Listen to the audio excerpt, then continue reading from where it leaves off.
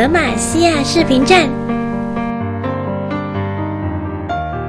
视频背景音乐、选手主播天赋符文、隐藏分查询，就在王者学堂。还等什么？赶快扫描微信二维码，关注我们微信吧！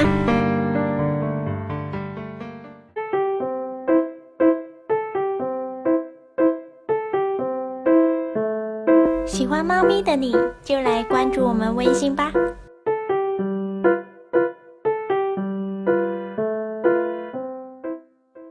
Blue Dragon in a long time if we will actually get to see it from Fly, because he's the one that actually popularized it in Korea. That's a pick that's been completely absent from this tournament. It definitely has. Aurelion Sol did receive some nerfs in the patch just following Worlds. I believe it was 6.19. So, I mean, they're kind of nerfs, but more just like changes to sort of redistribute his power. And while he's still actually a very common solo queue pick, competitive play has been a little bit absent there from the Giant Blue Dragon. So let's get into champion picks and bans. The first ban, Jace against Someday. Definitely a great target ban there. Of course, taking Echo away from Roach there. Bard away from Hachani, although he's been primarily one of those more engaged melee support kind of players. Yeah, the Bard ban is a little bit bizarre because when I think of Hachani, I think of Taric, I think of Braum, I think of Alistar. Thresh having a lot of popularity lately. He sort of still is a semi-tanky engage support that we could see come out. So the Bard ban definitely a little bit questionable for me. Everything else though I think definitely looks a little bit standard. And we'll have to see how they finish out their picks and bans.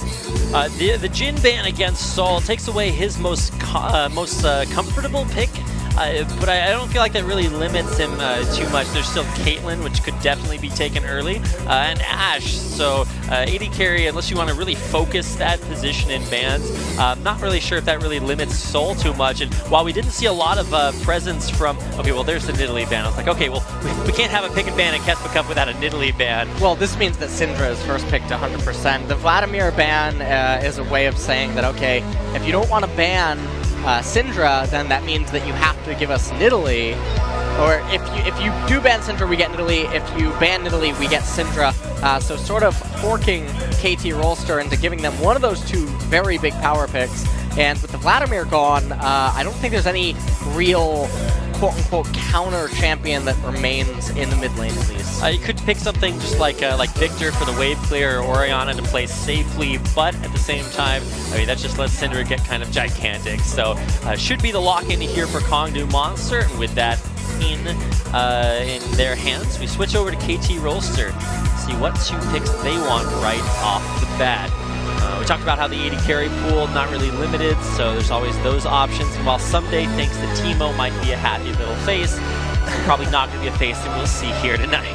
Although, I will say, I believe KT Rolster were one of the teams that accidentally picked Teemo last season. So, if there is any team to pull it out again, maybe it's that experience they want to have. Although, I definitely don't think they want to repeat that performance. Yep.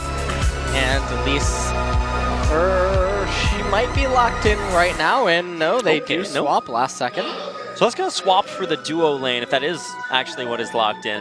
Yeah, and they might just be doing this because, again, Ashe is a slight soft counter to Caitlyn, and there's a high chance that Caitlyn does get picked by the enemy team. And so it's a nice little preemptive pick, and the Karma by no means does it necessarily need to go to the support nice role, but would be weird to see Fly play it. Nice to see Arrow not playing, but still there in the crowd in the form of a giant head just being waved around. In the meantime, swapping back over to Kongdu Monster. You said Caitlyn the probable pick, but we have actually seen Ezreal in one performance here today. Certainly a little bit lower on the tier list, but very powerful in his own right. I've seen a few different Ezreal builds. Trinity Force may be coming back. I've seen that a couple of different times. And that's the AD carry choice locked in for Kongdu Monster. Yep, and now Lee Sin and Ezreal, again, it's looking like a very standard team composition. You have the Syndra in mid lane, Lee Sin. These are all just basically meta picks, and they don't really give away any sort of styles or what their team comp is really going to go for. And we still have yet to see their top laner and their support. So definitely a lot of change that could occur there. KT Rolster, the reason I referenced the accidental Teemo pick earlier, the reason that happened is because they waited and hovered the champion for too long and they ran out of time.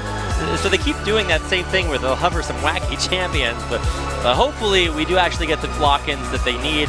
With the Rise at least, that certainly seems possible.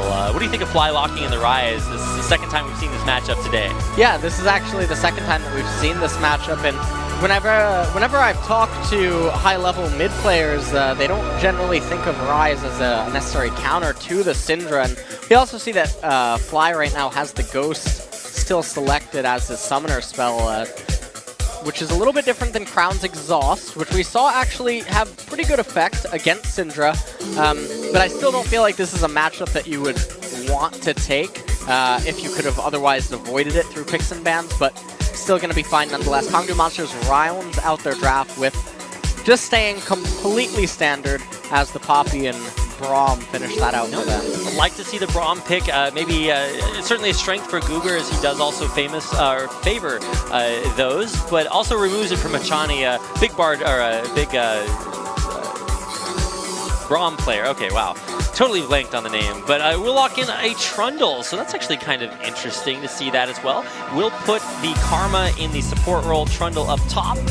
In one world, you can actually see that swapped around and maybe a tank Karma top lane, but or maybe put the Rise top, because that's something we've seen from a few of our outlier players here, but most likely going to be Trundle top, Karma support with Fly on the Rise. Yep, and so basically pretty standard team compositions for both sides.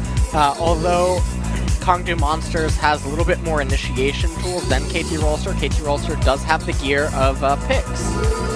Inside of that, Elise and the Rise with the Ashe. Certainly do have a lot of lockdown potential, and maybe you put like a Chani tether on, you just actually don't go anywhere. KT Rolster, this is the first time that we're getting a chance to see not only their new jungler Steel, but them as an entire team after the postseason from last year's LCK. So a lot of questions to be answered about their power level. Certainly one of the big four teams coming into this tournament. They were seeded into the round of 8. We'll see if they deserve their spot. They're playing up against Kongdu Monster, Roach, Punch, Edge, Soul, and Guger. The lineup that they will be fielding here, not quite the lineup that they played in Challenger, hopefully some improvements. And here are the monsters: KT Rolster, Someday, Steel, Fly, Arrow, and Hachani down there on the Karma. So get out there on Twitter, hashtag KeSPA Cup, to let people know what you are watching, hashtag KDM win or KT win, to show your support as we get into game number 1. There's a Bird and Frick show!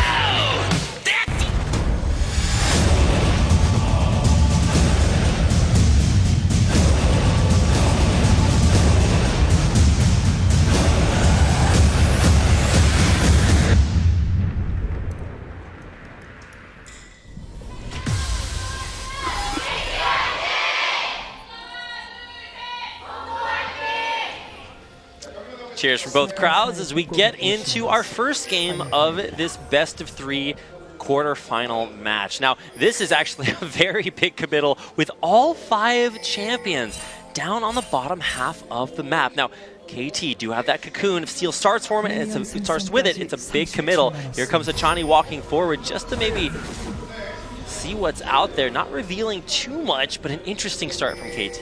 Yep. We've seen this time and time again with Karmas early on, looking for any sort of advantages that they can gain over their opponent. Hachani didn't underbuy, so trying to trade for the gold to buy a pink ward like we saw in our last series. But why do you think Kongdu didn't fall into that trap? I think it's basically at this point in time, with how often these type of trades and cheeses have existed, it becomes easier to resist them and not get hit by them. And sometimes people just get hit by them because they're least expecting it. But at this point, it's basically been sniffed out, and we might just see a little bit of aggression early on as they try to disrupt the golems.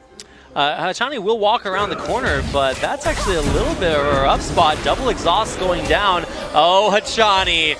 The Hachani we know and love is alive and well, being forced to blow not 1, not 2, but 3 summoner spells before 2 minutes into the game. Oh, Johnny, we've missed you. Not quite giving up first blood like he is sort of infamous for, but still a rough way to start the game. Yep. And not going to be the complete end of the world, but wow, Guger really getting some damage in on Hachani. And they have to be very careful with him down here in the bottom lane. Oh boy. All right, well, we always talk about this when it comes to things like Victor, or in this case, Syndra in the mid lane, when you're playing with a Lee Sin. Monolith jungler could always trade over that blue buff, but he actually started topside, which is a little bit strange for Lee Sin. He did start topside, and he did actually take the blue buff, which is a little bit surprising. This does obviously mean that his energy restores quicker, and he will have a little bit more damage inside of skirmishes, and maybe this is actually tying into his desire to head bottom lane, so he wants as much as possible for when he shows up there. But nonetheless, I still feel like it's not a very good decision to take away that blue from your mid. Well, and Punch is actually going for the fullest of full clears on his jungle, which means that he might be a little bit behind, where Steel is already getting down to the bottom lane, warding that up, heading back into his very full jungle. Who do you think got the benefit or got the better start out of those 2 jungle routes? I mean, Punch is okay, and Steel is alright as well. I think that the Scuttlecrab does grant a little bit of safety, but obviously Punch is going to come out ahead, just in terms of the jungler perspective. But nonetheless, it does look like he is looking to make something happen, maybe down in bottom lane. But this sort of a gank approach, maybe it feels as though he thinks Steel is going to be here. Oh, and here goes Guger, already getting that love tap onto Arrow, trying to find it. Will refresh the concussive blows, but not going to lock anybody down, at least for the time being. A nice aggressive trip down to the bottom lane. And Punch actually has the highest KDA of every player in KeSPA Cup so far at 38. So certainly a little bit overstated due to the matchup that Kongdu had versus, I believe it was KEG Seoul in our first round of 12 matches, but still impressive stat nonetheless. Going up against Steel. Now, this is a guy totally unproven, never seen this guy out here, and so Punch going into that, you see how that works out as he does get jumped on Steel with a nice amount of damage. Now, red buff versus blue means that if Punch wanted to fight, it might have gone in his favor, but you can't fight when you don't know, when you're on the losing side of mids, and Fly would have gotten there first. Yeah. And it looks like Steel actually hunting for him. They're going to know exactly where he is right now. Ward over the wall there, just sends the Spider for a little bit of extra vision, but he does know that Roach is coming down, who will punch him back into Punch. A lot of damage here, and Steel might have just overextended. There's the slow, the flash in from Punch, going to land the Q. This repel cannot last long enough. It's actually first blood to Edge.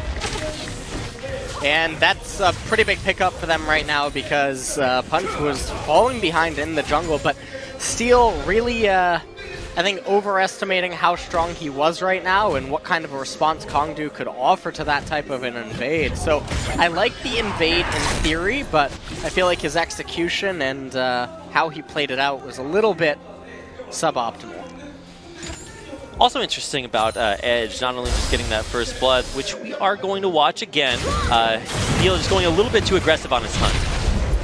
Yeah, and you can just see this right here, and I really like just flashing in, getting everything that you can, and they gave the kill over to Edge, which is the best target for that kill to go over to. You want to get your Syndra as far ahead as possible.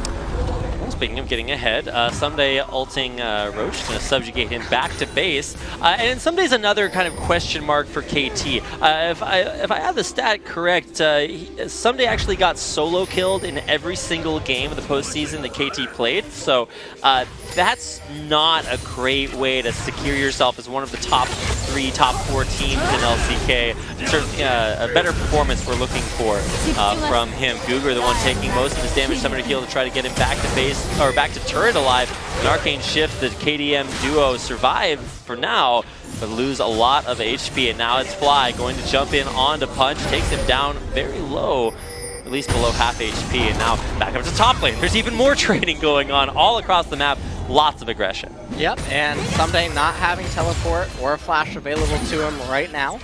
Roach still has his flash up. And so there is a little bit of a CS discrepancy favoring Someday up there in that top lane. However, that's all right, as Roach does have the assist. And I mean, if we're just looking at all the lanes right now, I feel like Edge falling behind in CS is a little bit bizarre. Oh, well, hold that thought. Oh, the longest of range stuns and that Thunderlord's on to Fly. Edge actually walks into a cannon minion wave, so it's a little bit more of an even trade than it started out being. And now it's Punch. Around the blue buff, just wants to make sure that Steel is not in the area. Steel's actually on the other side of the map doing his red at this point as Punch looks towards the top lane, maybe looking for an aggressive dive. He's down to half HP. There's the punch into the wall there. Roach taking up the turret. A nice ult actually makes Someday a little bit invulnerable, but Roach is there to finish it. A very solid gank coming in for the second kill on Kongnu Monster. Yep, and Kongnu Monster's playing the map pretty well right now, and Punch following up on another kill, and we're going to take another quick look at it. So they know that Someday does not have his flash available, and I really like the positioning that Roach was able to take, and Punch just knocking him away with the dragon kick right there and enabling Roach to finalize the kill is going to be really good for that Poppy matchup. Yep, perfect tanking there by Roach. Picked up the buckler to tank an extra turret shot.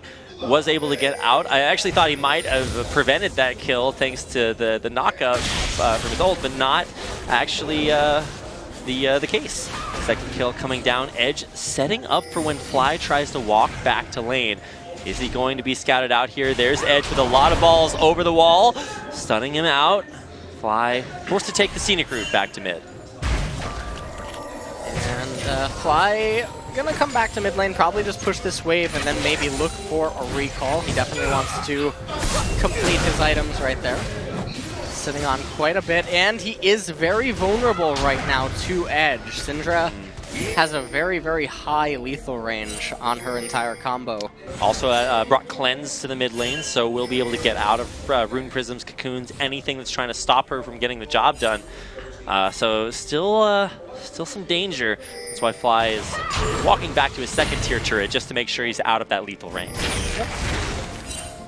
And Steel not really doing so much so far.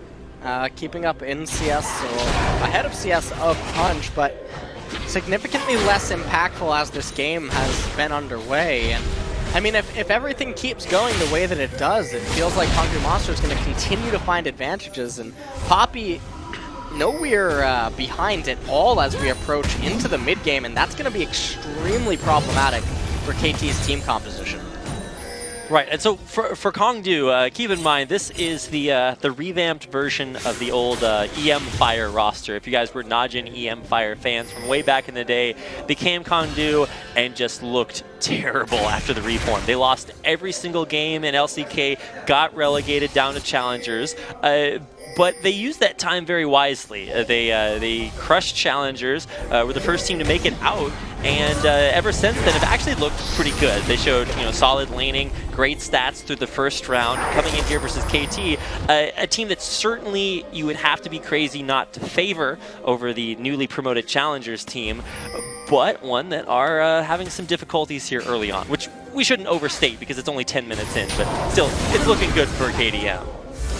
And right there, Edge got caught up, but there's no way to find a lethal on him. We can see both junglers posturing around the top side of the map right now, and really all that Punch needs to do is wait for opportunities to present themselves and then just go in with his mid and top laner and find kills. And given that Arrow and Hachani have not been able to find a way to get a 2v2 off in bottom lane, looking for a kill with that Ash Arrow, it's becoming really problematic as we are beginning to move towards that 13-15 minute mark where everyone's going to start completing their first 4 items, and Dragon's going to become a real contested fight as well.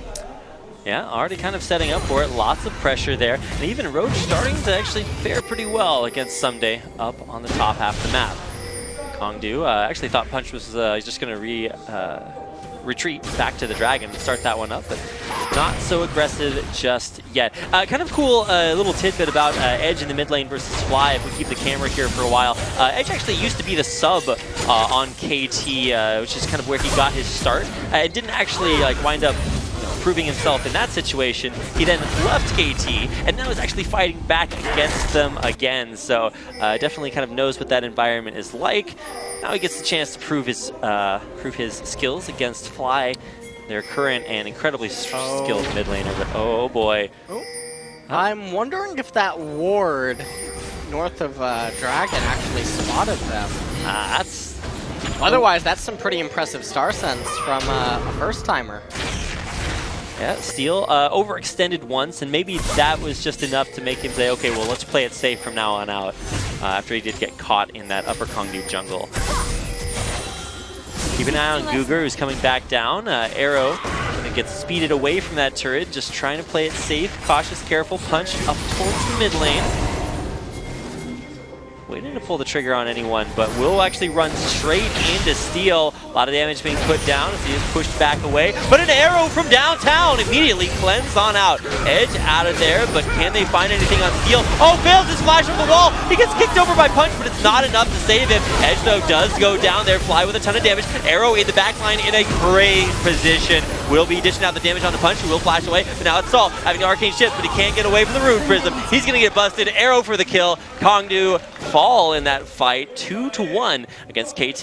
Yep, and KT, I mean, that was some actually pretty excellent team fighting by Kongdu Monsters with the exception of the missed Braum ultimate, but Cleanse coming out from Edge right there, and you can see that Steel went up at the wrong time. Fortunately for him, he did not get knocked up by that Braum ultimate, but Punch was able to salvage that, and Fly just doing enormous amounts of damage. The heal from Soul able to come out and help Guger live right there, but at the cost of his own life, as even though his flash was available to him, he did not use it to get away, not that he probably could have gotten away. And this is sort of the fights where it's going to be a lot more beneficial for KT to take them, because Poppy is such a vital component to Kongdu's ability to take sustained fights. So maybe talk a little bit about how that's going to look. We did talk about the Ocean Drake and how it will become a contested objective here pretty soon, as we look to secure some more coverage around there. That's why Guger's in the area. Punch, though, coming down. And like I said, talk about what these fights are going to look like when we do have these objectives and how Roach is such a key part to that. Well, I mean, at this point, Roach is going to be the only real tank currently, as Punch is continuing to itemize offensively. And Guger, he is going to be a little bit tanky, but anytime his Unbreakable is on cooldown, I mean, he doesn't really do much for his team other than apply passives to everyone on KT. So definitely fights without Poppy are very difficult for them, whereas KT will thrive in those type of environments because of who their champions are. We've yet to find exactly the opportunity for KT to thrive. That last fight did go in their favor, but in a straight-up 5v5, still a question. Now, Steel down on the bottom half of the map is on a ward, so won't be effective at least for now. So what advantages does that give KT now that they know or does that give Kongdu now that they know where KT's jungle is? Well, I mean, at this point, yeah, they're going to set up this play, and Steel might go down here, although Roach has come down. I don't know if he was necessarily needed, but maybe they want to actually use this opportunity to sort of pick up the bottom tier 1 turret, and they're going to be on a race, which I don't think that they can win. Someday is raising that turret really quickly. Yeah, the power of Trundle, but Punch coming around the corner realizes he will be scouted out by that pink ward, coming around behind the turret. But this is turret first blood for KT. Does that make up for losing Steel? Well, they take the gold advantage back off of that. And, okay. Oh my god, Guger does get stunned underneath the turret. Here comes Fly off to the side. A nice hit will knock Arrow away from the fight. And now it's Someday very far forward off the teleport in. Guger's still alive. Is this the turnaround that KDM are looking for? The stun does go forward, only stunning Fly. He'll go down, and now it's a turret. Vulnerable will be taken, and Kongdu turn the fight for a kill. Yep, and that was some pretty good team fighting by both sides. Roach with a very crucial ultimate, knocking away members of KT Rollster, and even when Fly arrived, it was basically completely useless at that point. They still had the exhaust up, able to manage Someday for KDM, and now they're going to be rewarded also with the Dragon. Dragon falling, and not the 5v5 that we were talking about it maybe setting up to be, because Kongdu are actually taking the initiative to force things like that turret situation down bottom, and Fly just ineffective, as you can see right there. Yeah, so you can see Roach knocking away members of KT Rolster, and even though Someday came in, he got exhausted and he was all but useless, and at this point Fly, it was just him trying to run away from everything because there wasn't any real open angles for him to try to just dish out tons of damage. And then once Edge had arrived, the stuns and the damage coming out from Syndra is just immense. Very true. Now, speaking of tons of damage and stuns and damage, Someday up on the top is going for this super aggressive Trundle build. Now, why do you think he's doing that instead of maybe going for the more supportive tanky route? Well, I mean, he could go for the tanky route, but the Ravenous Hydra into Iceborne Gauntlet is still a viable path to go into. Generally, Trundle does want one offensive item. The only alternative that he could have gone into would be the Titanic Hydra, but I feel like against Kongdu Monster's team composition, a lot of their damage is sustain-oriented instead of straight-up burst, with the exception being Syndra. So in that scenario, his ability to lifesteal through everything is probably going to provide him a lot more strength inside of team fights rather than just having HP from Titanic. Okay. Nice to see him being confident enough to build that up, and did have a decent lane phase against Roach, but it's not necessarily about doing well against the Poppy, it's about putting her so far behind she won't scale up, and I don't really think that was accomplished, correct? Correct. And I mean, at this point, Poppy, she does have her Sunfire K and the Ninja Tabi.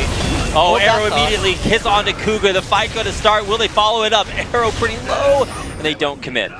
Sorry for interrupting. It was just like kind of caught up in the big Arrow committal. No, yeah, absolutely. That had a possibility to create a lot of things for either team, you know, depending on how it went. And so right now we're at 19 minutes, and it looks like maybe we'll take a little bit of a breather in the game as Edge up there in top lane going to look to push in that wave, and they're just sort of trying to establish a vision control right now. And Someday down in the bottom lane, level advantage over Roach. That is quite big, and now we're just taking a look at the gold difference between everyone. And right now, the most noticeable gold differences are in the jungle and mid. Steel might just die here. Yeah, the 2v1 concussive blow is going to land there. Summoner Heal actually will get him away, but not for long. He'll finally go down. Actually saves him long enough for Sol to pick up the kill, which is a great place to put it on Kongdu. Oh, and stealing away that big golem by punch. They're not golems anymore, they're Krugs. They're the artists formerly known as golems. Well, now they're taken out, and so will the top lane turret. It's the second one of the game there for Kongdu. Doing a pretty decent job, but we're about to watch this catch once again. Steal. Not long for this world, just getting knocked up and taken out. Yeah, trying to take the red buff. He had a little bit of vision, but honestly it wasn't enough. And so Steel just getting caught out right there and going down was pretty unfortunate, because it also resulted in the fall of their tier 1 top turret. And you can really start to see maybe some of that inexperience coming to fruition here. Steel 0-4 in a lineup for KT that is not doing very badly across the board. I mean, some days up 20 CS, even Arrow and Hachani faring pretty well after a rough start, losing those 3 summoners, and KDM across the board just actually, you know, crossing all their T's, dotting all their I's, and checking every box that they come to, up 6-2. Yep. And I mean, right now 0-4-0, not the best performance on your first debut. Yeah, it's no profit, that's for sure. And you can only wonder actually how it's also maybe affecting his mental right now, given that, you know, he probably knows that he is playing for one of the most famous teams in the history of South Korean esports.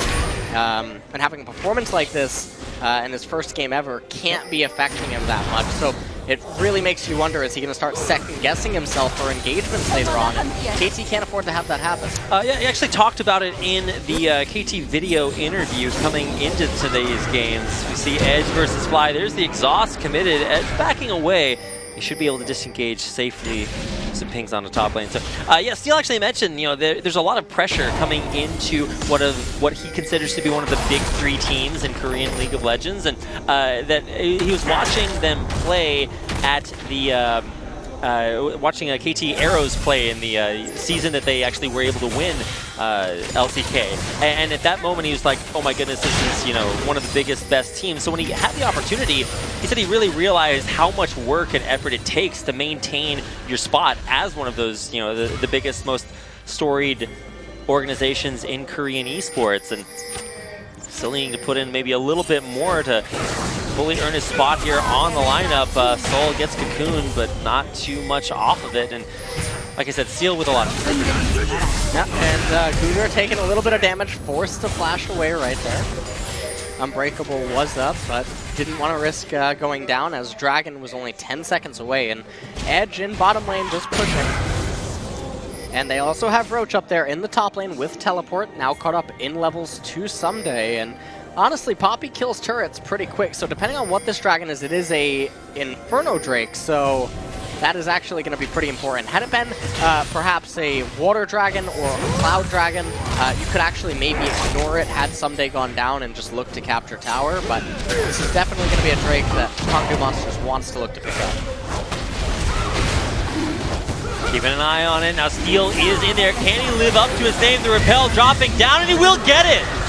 His KT stolen away as now Kongdu Monster trapped in the pit. Steel actually on the opposite side, so they can't even flash over that way to escape. Damage coming in though. It's Punch to find the kill on his Someday. And Kongdu actually turning this arrow. Not a lot of peel there. Edge in the back. Perfectly protected. Roach there with 1 kill. Edge turns around, stuns the Spiderlings, but not the Spider. KT disengage after getting the Dragon, but losing 2. Yep. And that was a little bit weird. Edge was locked up for, it looked for so long, it almost looked like he was spaced out against the Dragon Wall for a little bit, but they win the fight nonetheless, and it is a big victory for KT in the sense that it is an Inferno Drake, but they did lose 2 members to do it, and the gold advantage extends to 4,000 right now for Kongdu Monsters, and they're looking poised to possibly just win another fight and take a Baron. So we look at this fight and Steel comes in here, he gets the steal, and then just watch Someday's pillar. It was absolutely fantastic. You can see Edge is actually unable to move at all. Hachani came over the wall, but KT just doesn't have any damage right now against this Poppy, and this is what I was talking about earlier on, about how vital Poppy is to their team fighting. Right, yeah, you could see Fly actually try to get the damage down on Poppy, who was really body blocking to protect Edge, and the rest of Kongdu are trapped in the pit, and Fly just completely ineffective in making that happen at all. So kind of questionable, and you can see the Spirit, or the Spectre's Cowl actually completed there for Roach. Means that even though he was able to go armor early, Magic Resistance coming in, definitely going to help him there versus Fly. Baron, though, started up. Kongdu will find the engage over the wall, repel into the pit. Steel kicked out. Can he get back in to live up to his name once again? Kongdu now damaging Baron once again. It's up to them. Smite's good. Punch secures it for Kongdu Monster. Now Roach very low. He's zoned for a long time. He's dead, and KT on a big,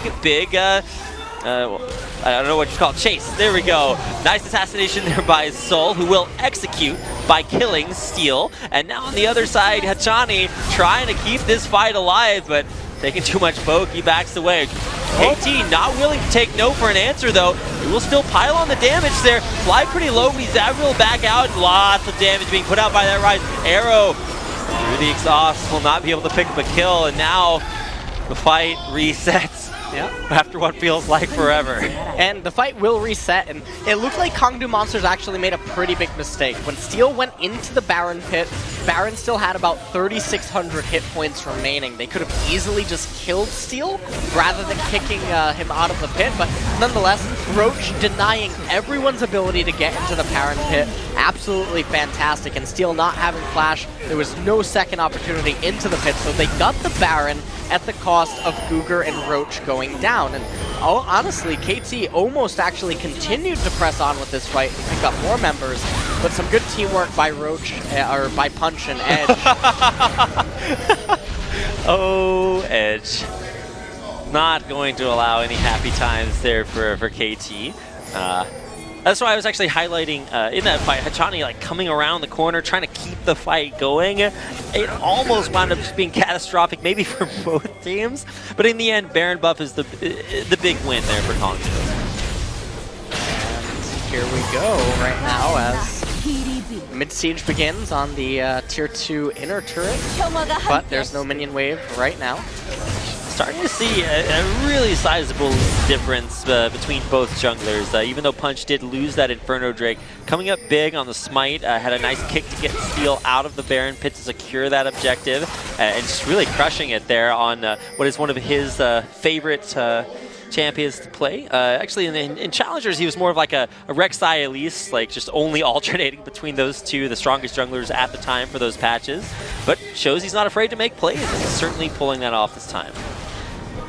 And right now, a little bit of bizarre 1-3-1 coming out where Syndra's in the side lane, but Arrow, oh my god.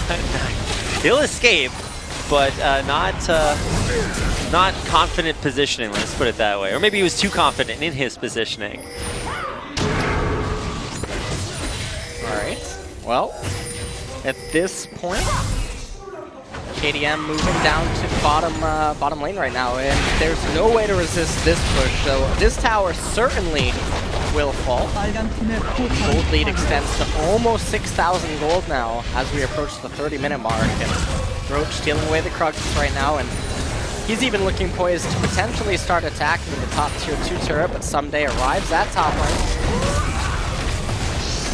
Over the course of the last season of LCK, out of all the teams that were projected to do very well, Rox Tigers came in, I believe, lost their first match 0-2, which was not a very strong start. A lot of the other organizations, SK Telecom, even looking a little shaky.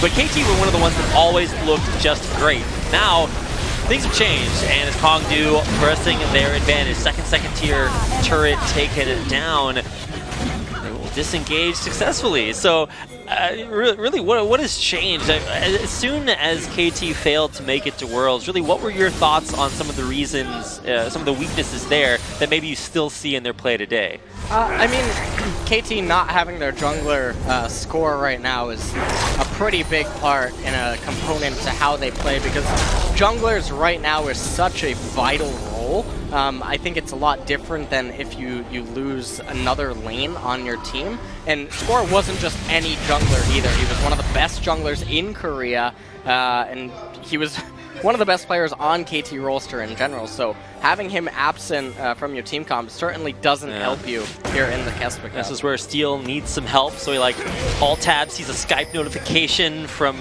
Score. He's like, all right, time to get some help.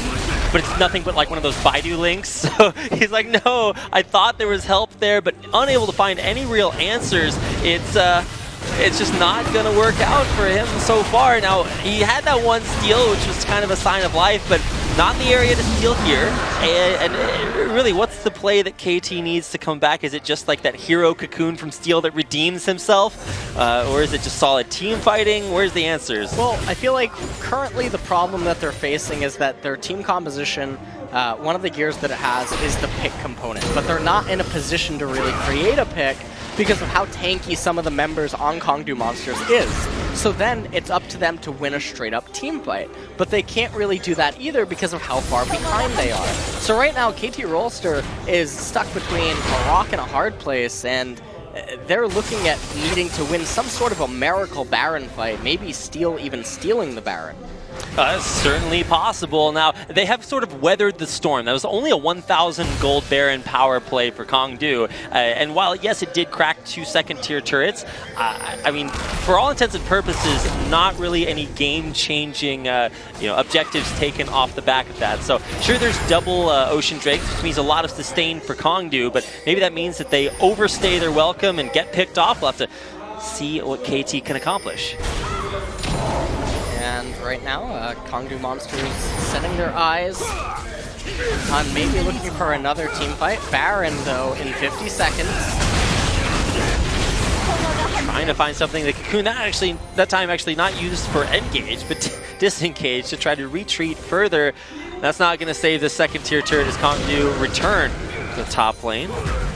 Don't really have any minions to continue their push, but they're putting the pressure on. Now, Soul down here taking the blue buff, just down here kind of doing that. Okay, well, okay, Gooker missing or dodging the arrow. Edge takes it, cleanses away. Someday, Some days on an adventure, LS. Some days looking like that occasional guy in solo queue that tries to run to the enemy nexus. That's his goal. Yeah, no touchdown there, but he's gonna have that recall that takes half the time, but has a pretty long cooldown after TPing himself. Does get away. Ezreal, unfortunately, not an AD carry with crowd control. So Someday makes it back safe and sound, but it will be a teleport mismatch. So when it comes to these Baron fights, which might just start here pretty soon, he'll have to be in the area if he wants to affect it. Yep. And right now, definitely Someday wants to reach that Guardian Angel. You can see that he has the Chain Vest and the Negatron Cloak, which means he's pretty close to purchasing that item, and that's a very key item for them to have for the next team fight, and it would be a shame if he doesn't actually have it. But Kongdu Monsters seem to know that they're up teleport advantage, and they've sent Poppy to go into split push mode, but fight might be brewing right here. Now Punch going in, maybe looking for a pick there. Cougar does have the Unbreakable, but is he strong enough to disengage? He will. Punch, though, going back in, no knockups off the Dragon's Rage. So both teams disengaged for now, but KDM able to clear out that Baron area. And a little bit of a hiccup for both teams. Has Someday recalled. We don't quite see if he has the Guardian Angel. I'm going to assume that he does. Teleport coming in. Punch very low on HP. This could get dangerous. Now, Someday is walking there, but he's not there just yet. Steal in a great spot to steal this. Baron down to 4,000 health. KT positioning outside the pit. Cougar pretty low there. Baron dropping. Steal going in, but he's going to go down. Edge takes him out, and that's a good spike for Punch to secure the Baron for Kongdu. Now, once again, Kongdu's trapped in the back of the pit. Flash over the wall's not good enough to save Roach, and now it's Saul versus Someday. Over the wall is Roach. Arcane shit to join in there. Saul and Roach Punch trying to escape. Now there's Fly to block their path. He might not be strong enough to withstand the damage. Nice Therap's Embrace to protect him. Flash over the walls, good for Punch. KDM run around KT and manage to save their carry in jungle to surprisingly get out without losing their entire squad. Yeah, so it's a 2-for-1. Both junglers actually botched the smite fight there. You see it actually went to 32. And Edge able to get the Baron, I believe. And at this point, it was all just like, can we all live? And Roach, unfortunately, not able to live, actually flashed the wall, even though projectiles were in the air to execute him. And from there, I mean, this was actually really cute by both teams. And credit to Kongdu Monsters for pretty impeccable team fighting right here, managing to ring around the Rosie and get back out. I'm just thinking about the path that they took through that KT jungle to escape. Like they run towards the red buff, they arcane shifts and safeguard over the wall, and then they complete they turn the corner and make it out by flashing back over Baron.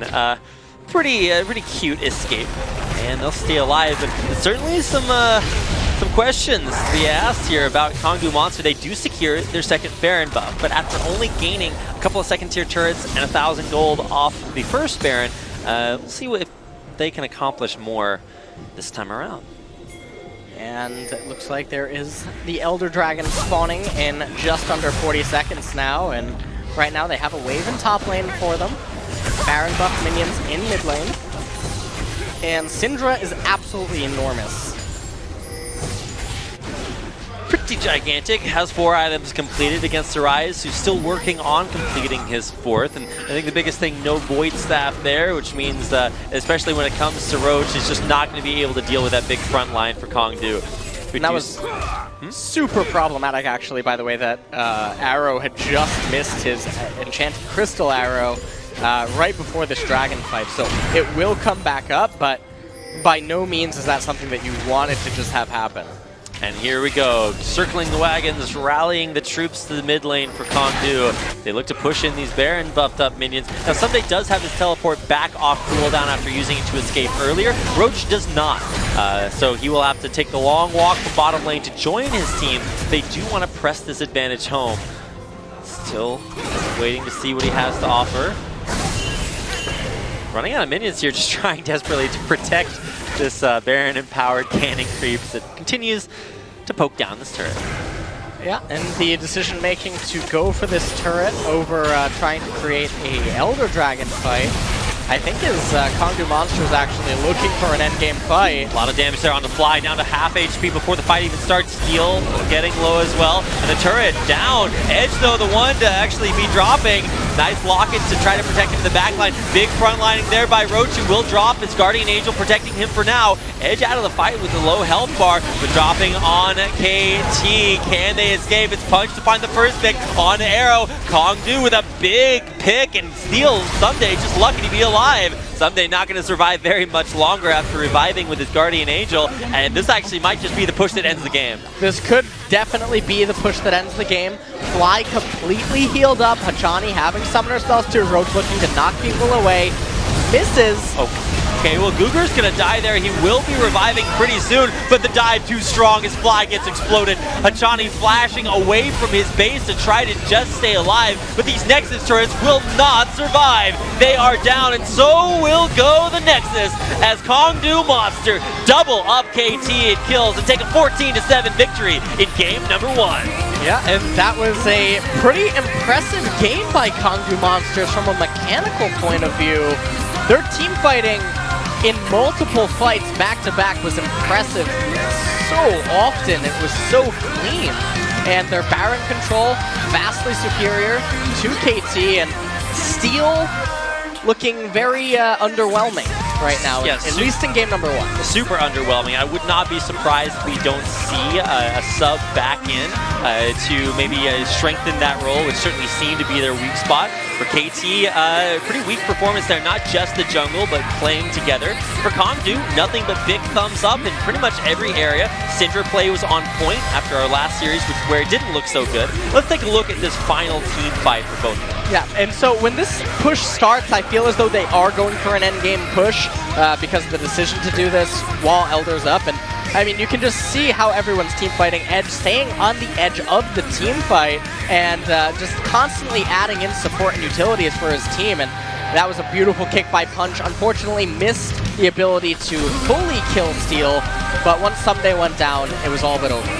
Coach MC, the boss toss in the back, giving some congratulations and backpats to Kongdu, who put down a pretty impressive performance in game number 1. This is a best of 3, so we'll be taking a quick break before we come back with game number 2. Find out if KT can bring it back.